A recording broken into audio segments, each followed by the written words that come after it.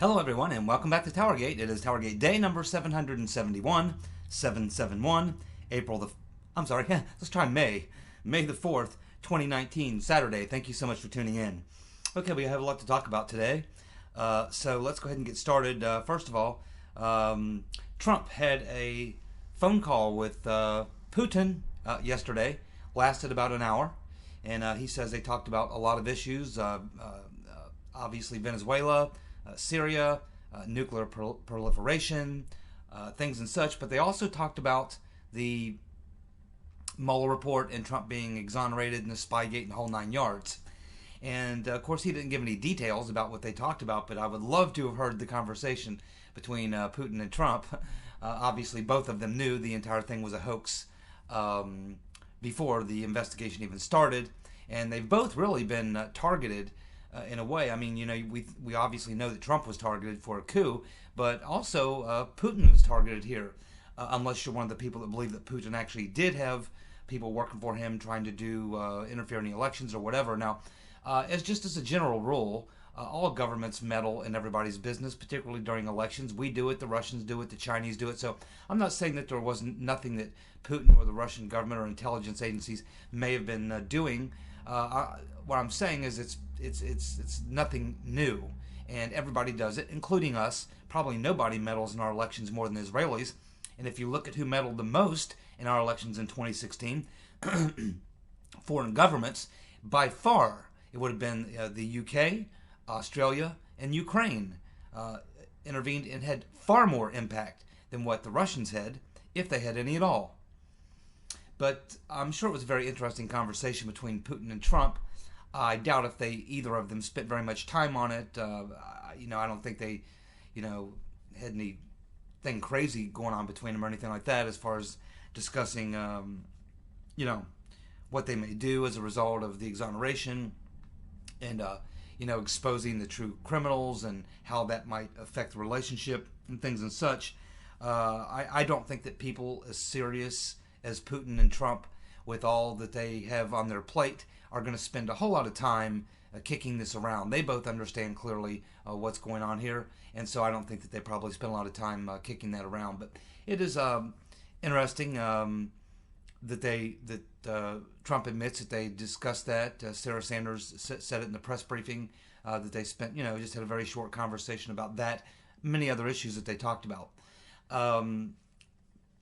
But I do hope one thing that comes out of this, when the truth is finally brought to the surface, is that we can go ahead and start to pursue a better situation with Russia, because I think it's important, just because I see China is the real threat, not Russia, and I think our best bet is to try to bring Russia into our orbit, not to push them into China's orbit, and that's just kind of the way I look at it. I think that's what we should be pursuing.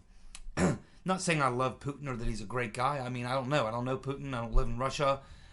He's, I'm sure he's as corrupt as any other politician, especially in a place as corrupt as Russia, but probably no more corrupt than some of the deep state folks that we have over here. I mean, do you think Putin's more corrupt than Comey, Brennan, any of these guys? Probably not. I mean... But anyway, that's what happened there. Trump did have a phone call with Putin. I think it's important. I think that hopefully something good will come out of that. And hopefully, now that this is all kind of behind Trump and Putin in a lot of ways, hopefully they can improve that relationship, and which has been badly damaged over the past 2.5 years. Okay, so let's move on here to the next story, which is very interesting to me. It's a story in the Daily Caller by Chuck Ross. And he's sort of asking the question, or actually making the case in a sense, that that in the hearings with AG Barr, that he says that whether Barr intended to do it or whether it was an accident, that Barr has essentially named Downer, Alexander Down the Hatch Downer, as an informant. And so we've never really looked at him quite that way before, as far as officially working as an informant for the FBI. I don't think anyone's looked at it that way. I looked at it like he was a bit player brought in after Halper failed to get Papadopoulos to drop the dirt he failed. So I kind of thought, well, maybe they turned to Downer, you know, sort of as a last resort or whatever, to see if he could get something out of Papadopoulos, or just to go in and have the meeting and make it up and say, yeah, Papadopoulos told me this. I mean, because they know they planted the information on Papadopoulos. He just didn't give it up to Halper. So they could have said, okay, just Downer, just go sit down with Papadopoulos, talk to him for a while, and then after you're done, go tell somebody at the embassy that he said that the Russians have Hillary's emails, or dirt on Hillary, or something like that. So it's hard to say. But anyway, excuse me. Anyway, the point that Chuck Ross is making is that if this is true, that in fact Downer was an actual informant working for the FBI, then that means that he is open to FOIA requests. And that's what Chuck Ross is hinting at here. He's saying, wait a minute, if you go back and look at that exchange between, it was William Barr and Dick Turban. So when you go back and look at that exchange, as Chuck Ross points out, and I went back and looked at it again, yeah, William Barr does basically insinuate that Downer is an informant, and Barr says, I need to get, you know, his statement, I need to get his information or what he provided. And he's speaking almost as if Downer was working as an informant. And that really changes the dynamic, because again, that would mean if Downer was working with the FBI in an official capacity, then they must have 302s or notes or something, and that would be subject to a FOIA request. And we would learn a lot more. So, the questions that are being asked here by Chuck Ross is, was Downer's role to be a catalyst for the so-called investigation? And again, this goes back to the Conservative Treehouse article by Sundance, where he points out that if you read the Mueller report, it talks about this information, this meeting with Downer, we know occurred on the 10th of May. But if you read the Mueller report, it says that Papadopoulos spoke with a foreign national on the 6th. Now, he didn't meet with any foreign nationals on the 6th, as far as we know. He met with those two agents from the Defense Intelligence Agency, and then he had an email exchange with this Erica Thompson. Those are the events that we know of that occurred on the 6th. They did not occur on the 10th. So who is this person that the Mueller report is referring to? Couldn't be Downer, because they didn't meet on the 10th. And there was no meeting with Erica Thompson, Downer's assistant. That was an email setting up the meeting for the 10th. The only two people that we know of that Papadopoulos says he met with on the 6th was these two DIA agents. But they're not foreign nationals. They actually work for the Defense Intelligence Agency and are stationed in London. So who in the world are they talking about, and what in the world are they talking about? That needs to be aired out, because there's something going on here. There's someone missing, or there's an error and they got the dates wrong and they meant to say May 10th. There's something going on here that needs to be aired out. But aside from that, we also have essentially the government had not officially identified Downer as being an informant. They've never done that. Not until the hearings, when William Barr suggested that Downer was an informant. So this changes everything. If we find out that Downer was acting in an official capacity as an informant for the FBI or CIA or whoever it may be, or maybe British intelligence, it's hard to know who is working for who in this grand scheme. All this needs to be aired out. And the fact that Barr said he needs to understand, he needs to look into what Downer said, and he needs to look at these. He's suggesting that there's documents, that there's something he needs to look at. And therefore, if there is, then that will be subject to a FOIA request. But it also means that Downer was acting in some official capacity. So the question is, did William Barr intentionally do that, say that, because he knows that once he says that and identifies Downer as a potential FBI informant, he is open to investigation as an FBI informant. He's not just a foreign national now who lives over in Australia or England or somewhere and you can't get to him or he's protected or whatever. No. That would make him, that would bring him into this thing as far as you'd be able to get FOIAs of any documents of the FBI or CIA and any communications they may have had with him. You could get electronic communications. You could get all sorts of things if he's in fact an FBI informant and not just a foreign national who was sort of, acting on his own to have this meeting with Papadopoulos. And when you look at it, it certainly makes a lot of sense that Downer would have been working in an official capacity. That would certainly answer the question of why such a high-level diplomat like Downer would even be interested in someone like Papadopoulos. I mean, Papadopoulos is like in the minor leagues. Downer is a heavy hitter. He's like a major leaguer. Why would someone like that even have an interest? You look at the people that Downer runs around with. Papadopoulos is not in that group.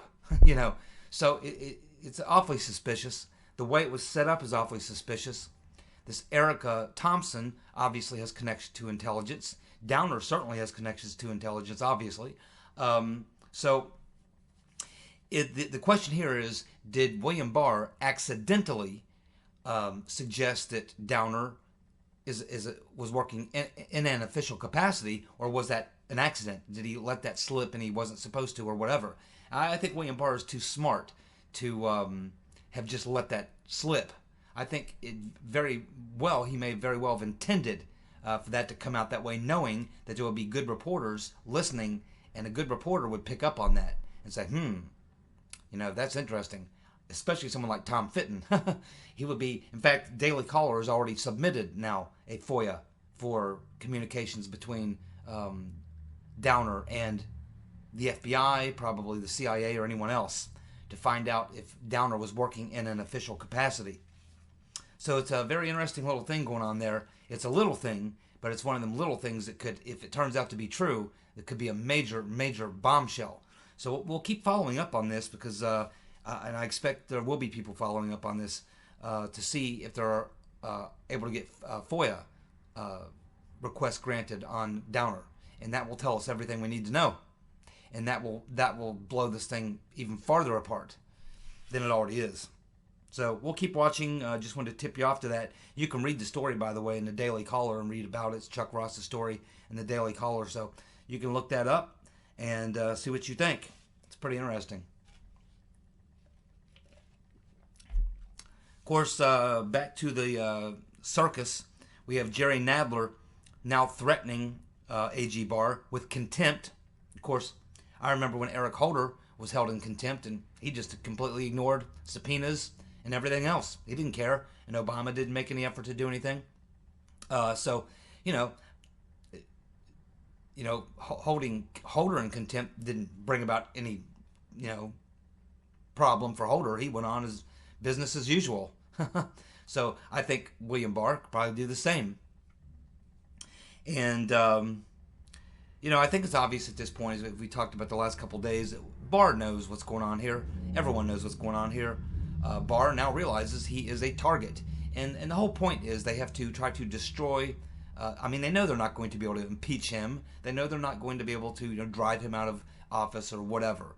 It's just not going to happen. As long as he's got the support of the president and the Senate, and they don't have the votes in the Senate to get rid of him, so he's not going anywhere. Okay, so the whole thing here, it's the same thing they were trying to do to Trump. It's a destruction campaign. But they know that they now have a guy who is not one of them, and that he is going to do a real investigation. And if he finds what he believes are crimes, he's going to appoint a couple of U.S. attorneys. They're going to convene grand juries, present the evidence. There could be indictments, and they'll move forward. And if they're guilty, found guilty, they'll be prosecuted, or they can cut a deal or whatever. So the thing about the Democrats is that they realize that this is what Barr is probably going to do. So I guess they believe in the political theater that they can damage Barr bad enough that they damage his credibility, so that when he comes out and all these indictments come down, or he tries to hold these people accountable, they can say, well, he has no credibility. He's the president's puppet. And this type of thing. So they're trying to damage or destroy Barr because they want to damage his credibility, so that when he comes out with, what he finds at the end of his investigation, they can say, well, you can't, pay any attention to what Barr says about his investigation because he's flawed. He should have been impeached. He's bad guy or whatever. Just like Trump, same thing. I don't think it's going to work, again, because the Democrats are playing in the political arena right now. This is all politics. But Barr is operating in a different, arena. He's operating in the arena of law. He's going to investigate this, as is Horowitz. If he finds problems, he's going to get a couple U.S. attorneys. They're going to convene grand juries. The grand juries will hear the evidence. They'll get the witnesses. They'll testify. And at that point, it's out of William Barr's hands. Once it goes to these U.S. attorneys and it gets into the judicial system, and they have grand juries and they bring forth witnesses and evidence and all these things, it's in the legal arena at that point. It's not, Barr is not going to be the guy to charge them personally. Barr is not going to be the guy, arguing the legal case. He's not going to handle the prosecution himself. He's not going to issue the sentencing. He's not going to render the verdict, guilty or innocent. He's not going to be there when they're cutting deals or anything like that. That's going to be all handled by other people. And ultimately, it will be a jury who will decide. Not William Barr. Not Trump. Or conservative media. Or me. Or you. Or anyone else. It's going to be a jury. It's going to decide. So, in the legal arena, this is where Barr operates. And this is how it's going to play out as far as he's concerned. Everything the Democrats are doing is just purely politics.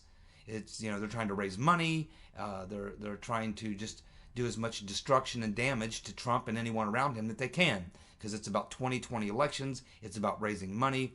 It's about just the politics of personal destruction, because they know they probably can't win the case in court. They know that if Barr finds the crimes and he prosecutes the crimes, that's all going to be decided through the legal system. And what are they going to do? Come out and launch a destruction campaign on the jurors? Or the sentencing judge? Well, probably. It'll probably be an Obama appointee, by the way.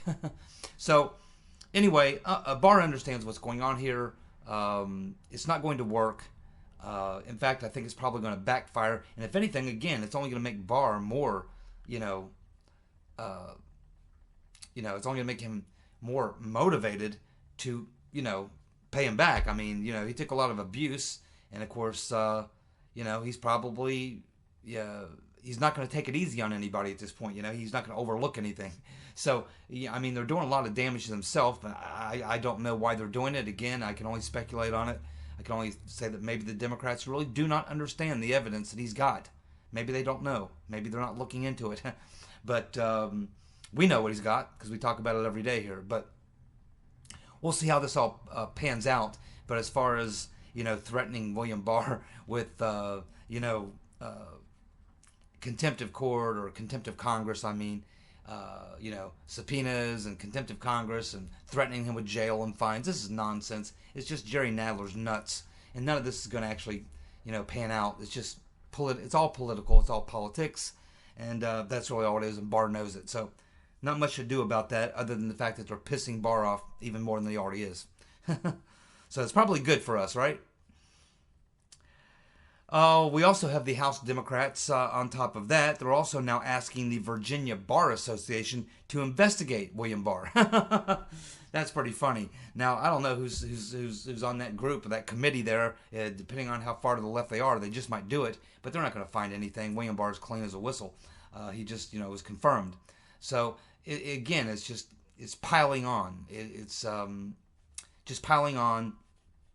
Same thing they're trying to do to Trump: subpoena everything, everybody, and just try to create as much chaos as possible for Trump, his administration, his attorney general, anyone who would support him or defend him, and certainly anyone who would try to expose the criminal activity that went on during the 2016 election from the Democrats and their collusion with foreign governments, many of them.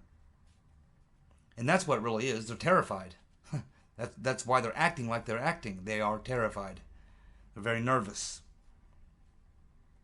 Well, um, the wild-eyed commie Ocasio-Cortez is she's been out of the running for Dumbass of the Week. I think she's a little disappointed. She had a good string going there for a while, but I think she's going to try to come back this week and win big. I really do believe that because she made this video. Many of you have seen it. I believe it was on Twitter. She posted on Twitter, I believe. And it's her. She apparently has a little spot in a community garden. And she's growing some little plants there. So she does this video, and she basically, after looking at her plant, seeing it's kind of growing and everything, she goes and does this video where she says, "I am shook." This is a quote. "I am shook. Like, honestly, gardening, food that comes out of dirt. It's like magic." Oh boy, she's shook. Honestly, gardening, food, it comes out of dirt like magic. I mean, she is literally, I can't believe she's in Congress. It's just hard to believe someone this ignorant, this dumb, literally this dumb can, number one, graduate from a university and get a degree, and number two, get elected to Congress and stick around as long as she has, saying the things she says. I mean, this is almost like childlike. I mean, it's like something you expect from like a 5-year-old or something. I mean, it's, she's just now discovering that, that you plant seeds and you bring forth vegetables that grow up out of the ground. I mean, come on, man. I mean, this is really bad, but you guys can look at the video for yourself. It's not hard to find, and I think you'll see what I mean. This may be she said a lot of dumb things and done a lot of dumb things, but this, for me, is probably the dumbest thing I've ever seen from Ocasio-Cortez. I mean, this is really an extreme level of dumbness that I haven't seen before out of her. I mean, it's frightening, actually, because she's a member of Congress. So, anyway, take a look at that video, and I think that we'll find that Ocasio-Cortez may just be a shoo-in for Dumbass of the Week, just based on this little gem right here. So, take a look at that. Now, I want to get on to the main thing, the last 10 minutes of the latest story to break, and this is, again, coming pretty much from John Solomon. He's right all over the Ukraine thing. So there's new developments in Ukraine. As you know, I'm looking at Ukraine every day now because it's figuring into being a very important piece of this puzzle here. So the latest is that Ukraine's embassy in D.C., that's the District of Criminals, their embassy in the District of Criminals is saying that the DNC contractor, which we talk a lot about here, Alexandria Chalupa, solicited dirt on the Trump campaign, specifically dealing with Paul Manafort. And we have this ambassador who is named Valery Chaly. This is a man, last name Chaly, C-H-A-L-Y. Ambassador Chaly says that he did not know that Chalupa was working for the DNC at the time that she was making this request through the embassy for dirt on Manafort. He said that he learned about it later. He also says that the embassy considered her requests to be inappropriate, an inappropriate solicitation and interference in the U.S. election. And therefore, this top U.S. ambassador here, or a Ukrainian ambassador who's located in D.C., is basically trying to say that he didn't know he knew what Chalupa was involved in, but he didn't find out till later that she's working for the DNC, and he's making it sound like that as far as he's concerned, that they did not cooperate with her and they thought what she was doing was probably wrong. But here's where the problem comes in. First of all, Chalupa's purpose, by the way, was to get dirt on Manafort. Then, to take that, to link Manafort to Trump, and then to get evidence that she could give to Democrats in Congress in the month of September, which would be like the October surprise, to try and build a case that Trump should be removed from the ballot. So here, what he's telling us is that this ambassador at the Ukrainian embassy in D.C. is saying that he was aware that Chalupa was at the embassy trying to get dirt on Manafort.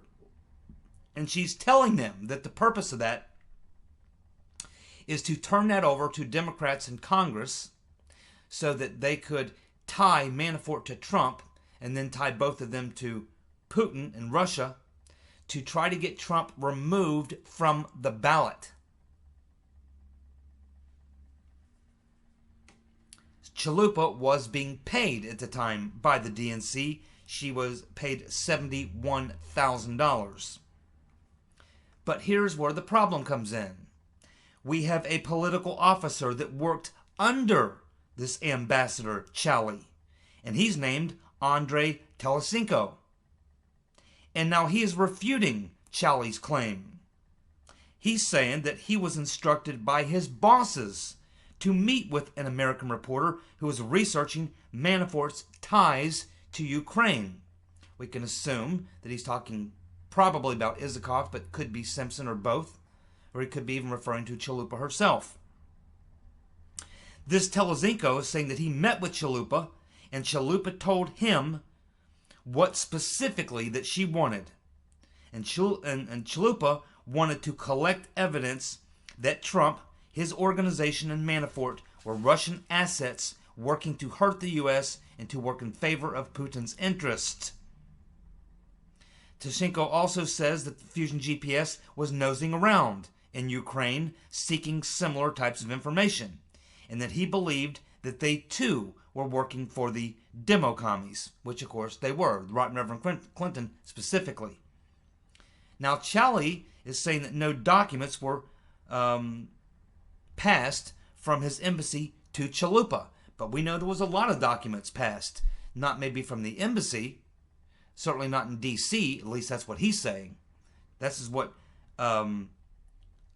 Chali is saying. But this Telesinko, who works under him at the same embassy, is telling a different story. So now we have two different stories coming out of the embassy. Now, we know that in Ukraine, Chalupa was getting all kinds of information. We know that these two guys at the NABU, one who's already been convicted, was in fact sending information to Isakov, to the Hillary Clinton campaign, to the DNC, to Confusion GPS, and that even the FBI had their own office set up there and were working with these guys.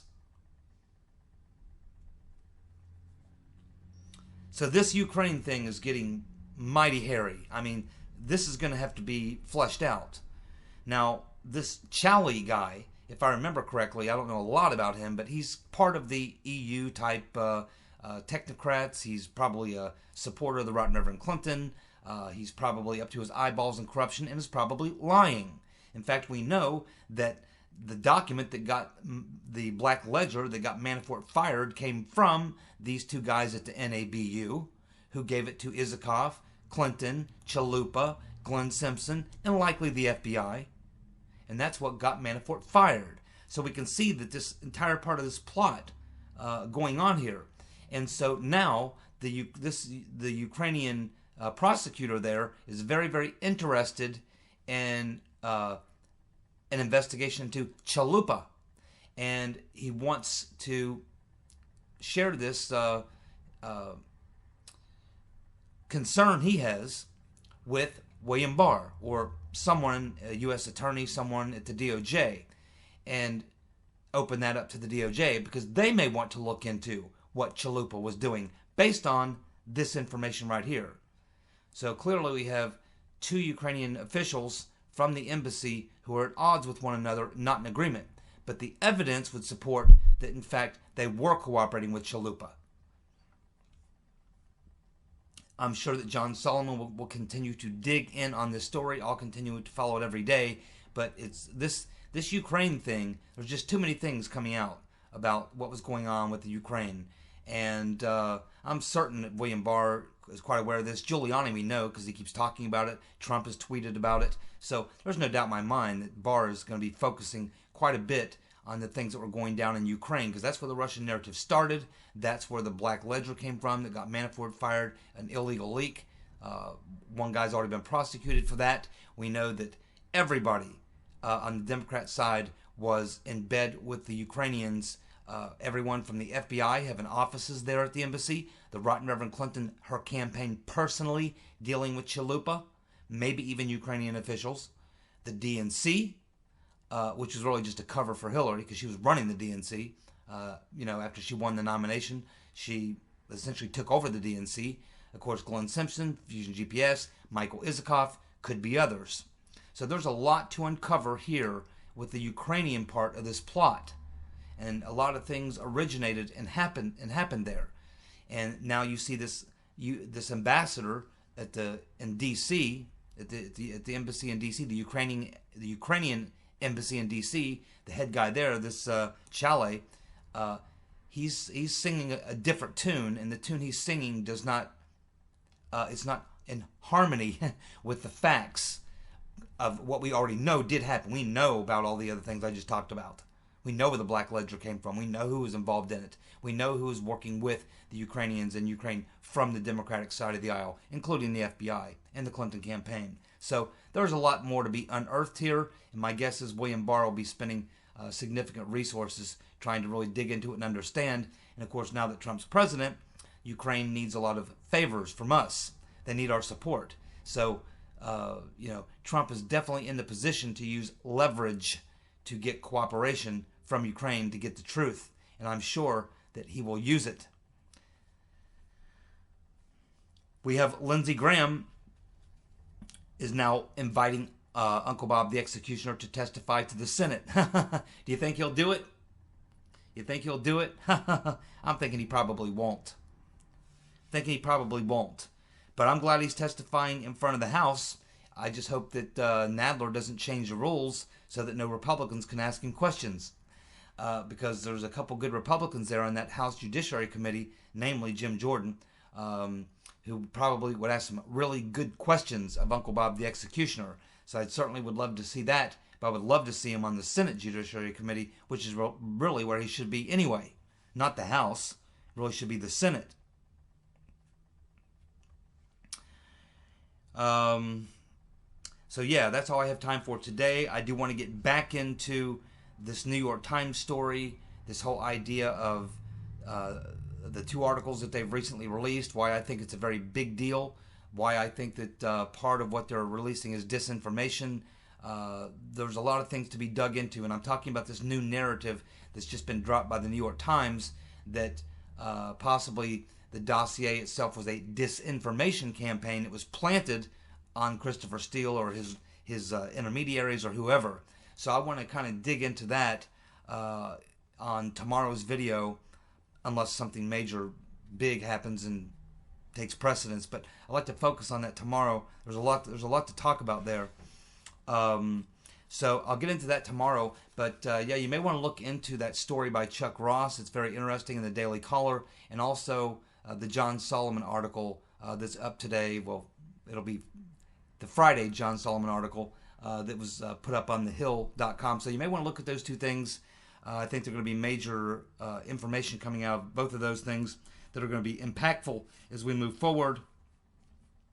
And so I'll be back tomorrow, and we will take a look at this and see where we go from here. But it's continuing to get very, very ugly for William Barr. I'm sure he's prepared for it. I'm sure he expected it. I think he's handling it very well so far. But what I would say to William Barr, my advice would be, this is for all the marbles. These people are serious. I mean, this is big time, and you cannot let up on these people. I would say, Attorney General Barr needs to drop everything he has got. Everything. Don't hold back anything. This is a fight to the death, man. This is a death match. Got to drop it all, Attorney General Barr. Drop it all. Thank you so much for tuning in. I'll be back tomorrow. See you. Bye.